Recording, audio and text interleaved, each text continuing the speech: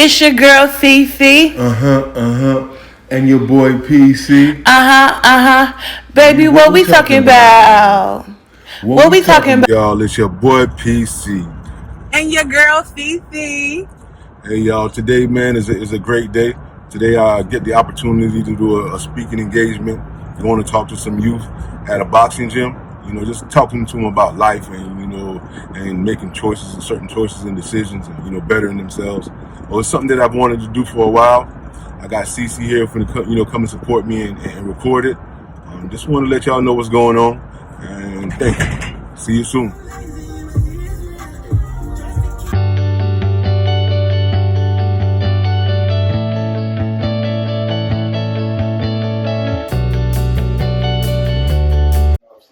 It's about Michael Jordan. It's just like a documentary.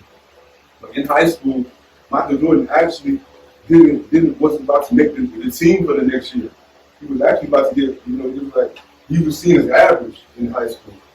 What he did that first summer that he had, instead of going to hang out like where everybody on summer, summer break, so you feel like, well, I'm just gonna take a break. I'm gonna do whatever. But his summer break, he built himself. He played basketball every day. He had older brothers that were better than him at the time. And he always used to find somebody that was better than him. In his career, that's one thing I noticed. He didn't try to find somebody who he felt like he could just beat up on. He went somebody higher. And then he beat them and continued on to the next level. So always look for a mentor, for somebody who's a little better than you. And no matter what you get into, it could be a sport, it could be business, it could be school, because these are the ones you can learn from the most, the ones that are a little better. And then sometimes, you become better than them. And then, and you step up. And you're going to turn back and teach somebody else. So that's why I always say, each one teach one. As you gain knowledge, always look to try to give back to somebody. That's one of the reasons why I'm here now. Because, I was blessed by God. I was blessed with grace, mercy, and favor. So in my heart is to try to give to the youth and give back to the youth. I was born from two Jamaican immigrants. I love my mother and father. They were great parents. And I was fortunate. Some people are unfortunate to have a mother and father in the household, but through most of my life, I had my mother and father in the household. And I was very blessed for that, because they showed us a lot of love. They were just coming from Jamaica and may have not known much about Americas or whatever, but they knew it's about love and trying to train us up as kids, with respect and love. And that's what they did. And I'm always grateful for them, because that teaching us about respect and love has taken me a long way in my life, and keeping me alive in a lot of instances. Just having respect.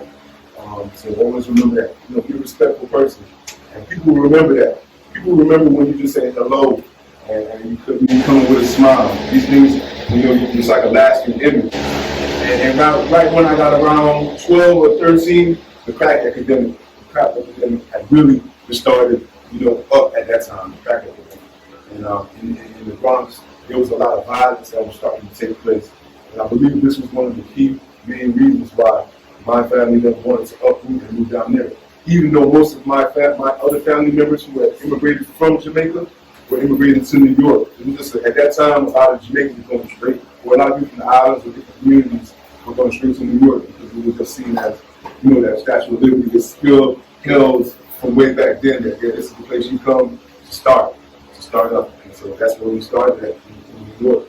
And it was good for me as a youngster, because I had my brother, moved to Florida, at that age. And at first I really didn't like Florida at first. I was like, man, this is good. Okay, Disney World's cool, but I had to go to Disney World a few times, and all my family members would come up and take me to Disney. They love it. But I was like, man, this is so cool. I was just really missing my family, like a lot of my cousins that I grew up with. But after a while, in middle school, I started down here in middle school. Middle school was okay for me. It wasn't. But my freshman year in high school, I don't even know what made me decide to play football. But I decided to play football that year. I guess because in Florida, football is a thing. Florida football is a thing. One of the things, but so it was just very, very popular. All the high schools, football on Friday, you go out. So boom, I didn't play Pop Warner. So I jumped. So my freshman year, I played freshman football, and at the end, I mean, I did so. I mean, I immediately had a natural gift for it. You know, at the end of my freshman year, which was the freshman season ends before the varsity. So the end of that season, boom, I was straight to the varsity. Boom, now I'm with the seniors and juniors, and I'm basically there, like on the scout team. But even then, I'm doing real well. So I'm already know next year most likely we're gonna be a starter. And at that time, everything was good. You know, everything was good. I was, I'll say one thing. I could have done better, by having having more tougher work ethic, like going the extra mile. You know what I mean? But at that time, I didn't even see wasn't thinking about, oh, maybe I can go to the NFL, or maybe I could do this, or maybe I could do that. And maybe if I was thinking like that, had that purpose or vision in my life that this is what I wanted to do, then because once you wake up with a purpose in the business, you say, I want to be the best boxer, or I want to be this, or it may not be that. I want to be the best at this. And you're waking up like that every day, you're moving towards it hard, with passion, and it gives you, and you get better and better. Because I may have had a natural gift and talent, but even everyone in here who has a natural gift and talent, you got to work on it. You got to work on it hard. You got to make it better. We all have gifts, but if you just, okay, I got a gift, and you don't attempt to really push to that next level, you ain't gonna get there. You gotta hone your skills, make them better. All your skills. Work hard to where you need to work harder at. So, okay, so my sophomore year, I started varsity football at Lake High School. Playing about these different teams. So I did real well. Then I started wrestling. My high school coach, Doug Peters, asked me to join the wrestling team. Started doing that. And that sport is tough. That wrestling, especially the conditioning. We do just much like y'all have to do a lot of running, a lot of leg routines, a lot of one-on-one drills in the hot, because everybody's trying to keep their weight down a certain weight level. So it's like a weight thing. So like my brother, he used to be cutting weight, trying to, so it's discipline. It takes discipline, and I think that's one of the great things that y'all are getting doing boxing is self-discipline, building your foundation up.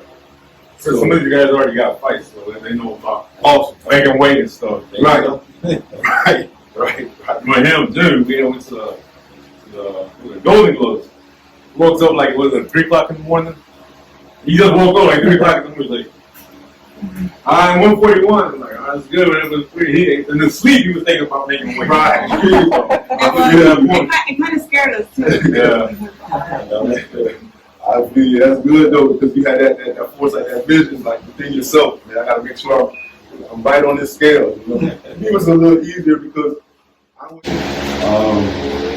So I guess I'd say around my junior year is when I really kind of started. I'm now, like I said, I'm amongst a lot of seniors, and and people that's a lot older than me who's making other decisions. Going to these parties. And they make the drugs at these parties, alcohol, whatever. So I'm kind of young, and I'm not communicating what's going on in my life really with anybody. That I'm seeing all this stuff. My mom and dad, all they were working. And I'm not really relating to stuff. I'm just experiencing it in the moment. To kind of take trying this and trying that, and kind of you get pretty much getting off track in certain ways. I'm still playing sports. My grades was decent, not as good as they could be. I wasn't really applying myself to school like like you can. Sometimes you can put a little extra into learning something. A little extra tutoring if you need it. So sometimes you got to do that. So anyway, started hanging out a little bit. I'm going to my senior year. Now my senior year, I'm getting a lot of. At this time now, I'm doing great in football. I'm doing great in sports. Colleges are looking at me. I'm getting better, like come to this college or visit this college, but I got this kind of a side life where I'm going to hang out a little bit. I'm going to hang out in areas that are that may be drug infested, and I'm leaving out of my area to go over there. At the time I don't feel like I'm doing it to be a harm, just to hang out. But a lot of times, just to hang out. Because you're now putting yourself in an environment where this is what you're taking in every day, instead of being in a more positive environment. Yeah. And like seeing those like letters from my colleagues inviting you and stuff like that, it didn't like motivate you more. You know how earlier you said you don't have like that vision. Mm-hmm. Seeing those letters didn't give you that vision, it helped you like get that vision. That's a very good question. It did. It made me feel good to get these letters,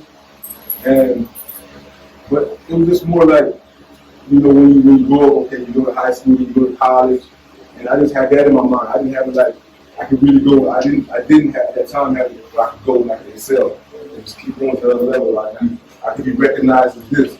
Because maybe I think even when I was young, I didn't take myself so serious. And I don't know why, but if I would have took myself so serious, that's why it's good to take yourself serious. Like the things that you've been doing, every little opportunity or every little, like going to the Golden Glove, that's great. So consider it great for yourself. You know, not being arrogant, but taking that, you know, being happy when you do good things for yourself. You know, pat yourself on the shoulder. Like, yeah, I did good, and now I want to do something better.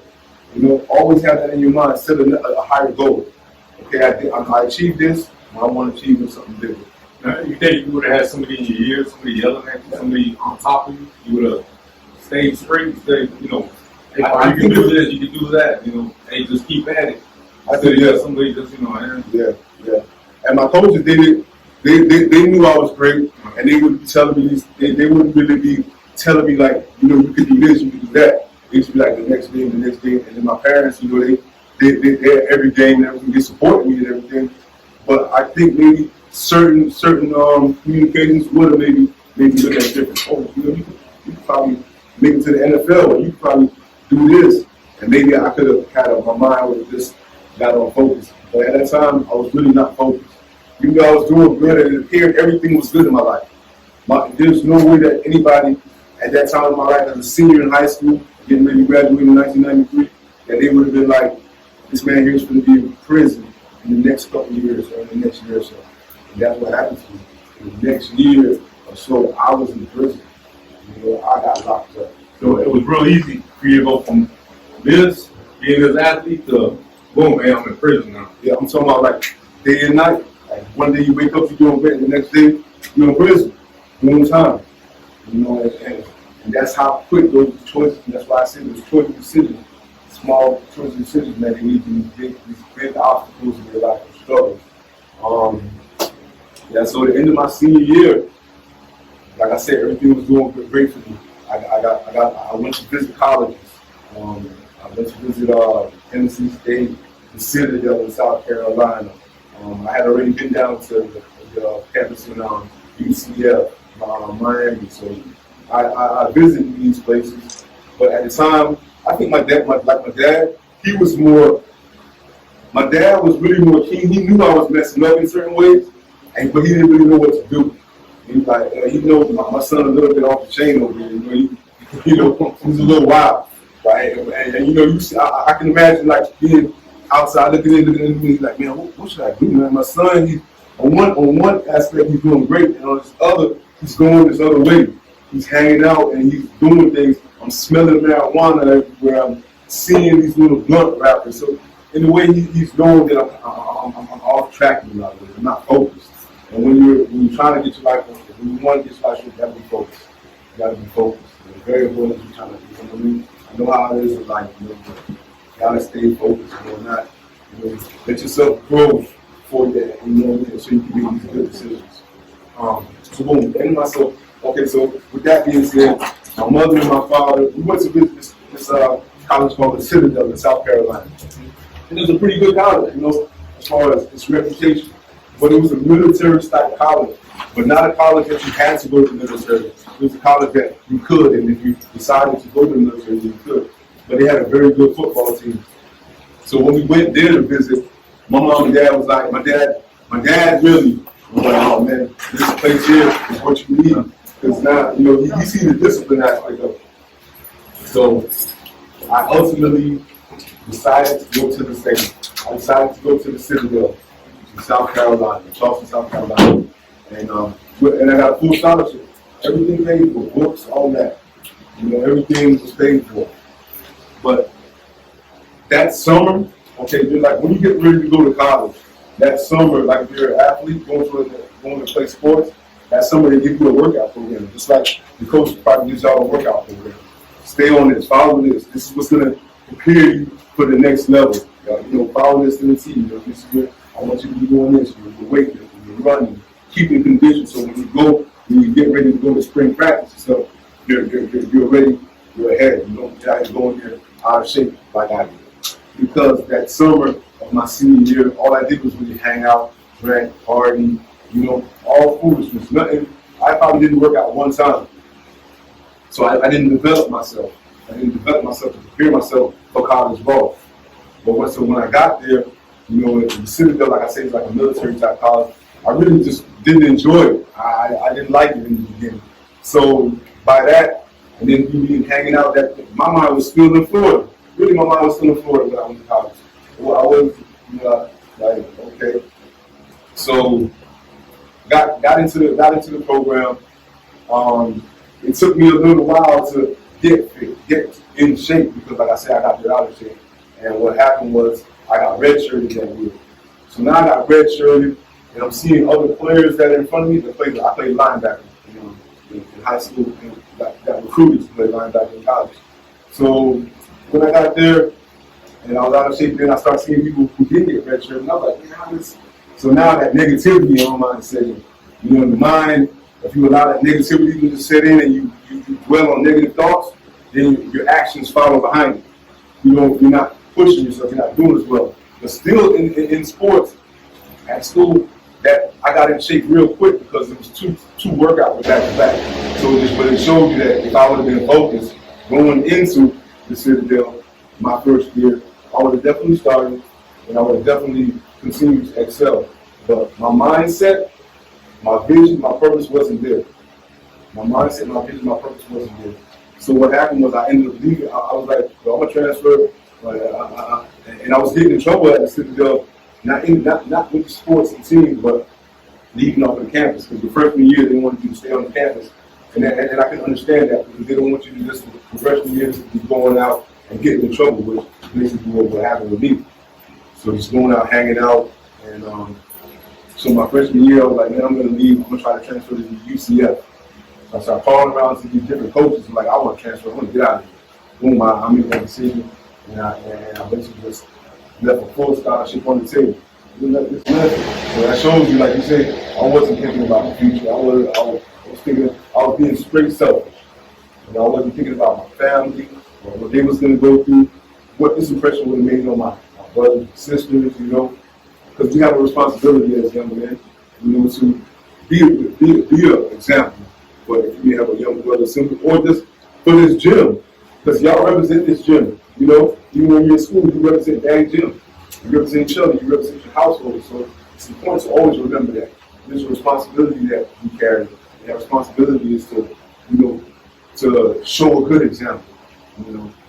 So like I said, at that time, I was off. I don't know what I was doing. Crazy, huh?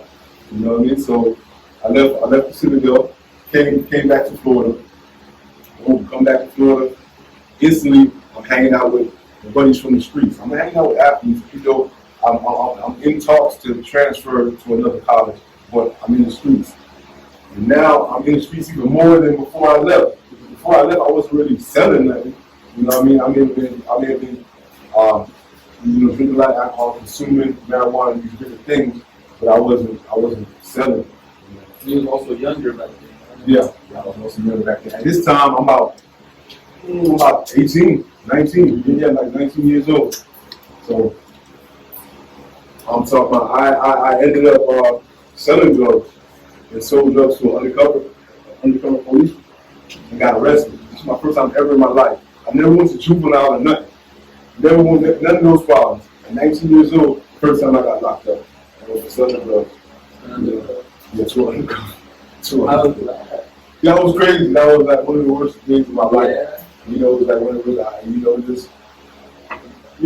was out there not even knowing what I was doing. Just out there. I didn't know what I was doing. What's up, y'all? It's your girl, Thee. And if you made it to this part of the video, that means that you watched part 1 of Hubby's story. I really, really commend him for being humble and telling his story to the youth so that he can try to save someone from making the same mistakes that he did. So just know that part 2 is on the way. The video was so long, so we had to split it up in different parts, but trust me, you want to come back because he gets even realer and tells more about his story. So thank you for watching, and we will see you in the next video. Peace.